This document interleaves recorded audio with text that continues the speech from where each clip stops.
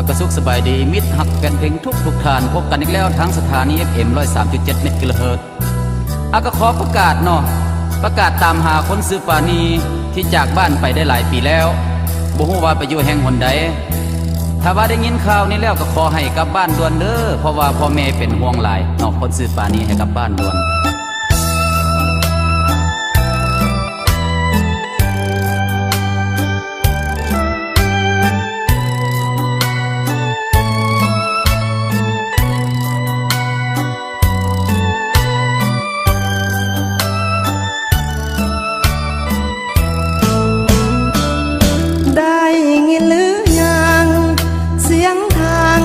ศกประกาศออกทางอากาศรายการของสถานีประกาศตามหาสาวบ้านนาที่ซื้อปานีที่จากบ้านไปหลายปีบ่มีข่าวคืนบ้านอยู่ใส่น้อง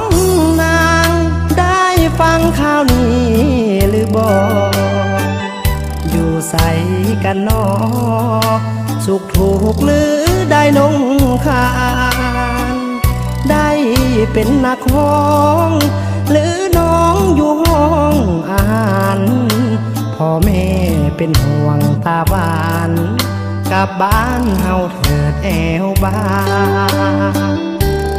อ้ายมาตามให้ถามน้องทุกแห่งหนตากแดดตากฝนยอมทนตามหาน้องนางขึ้นรถลงเรือใต้เนื้อไปทุกเส้นทางแต่แล้วก็บ่มีนางอ้างว้างโศกเศร้าโศกีขอกราบวิงวอนขอพรถาหลวงศักดิ์สิทธิ์ช่วยเนรมิตดลจิตคนซื้อปานีให้ได้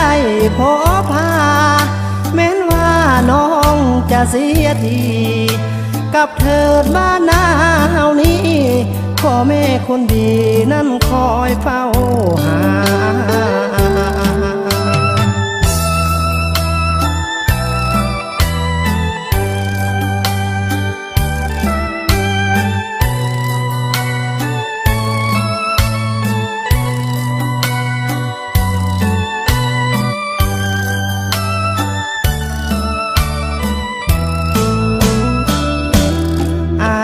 มาตาม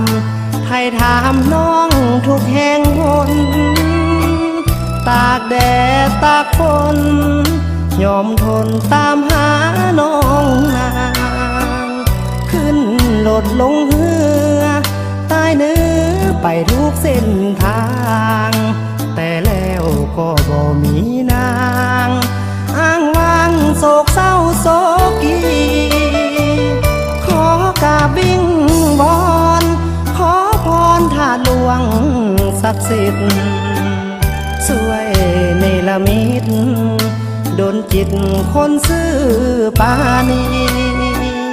ให้ได้พบพาแม้นว่าน้องจะเสียทีกับเถิดบ้านนาเฮานี้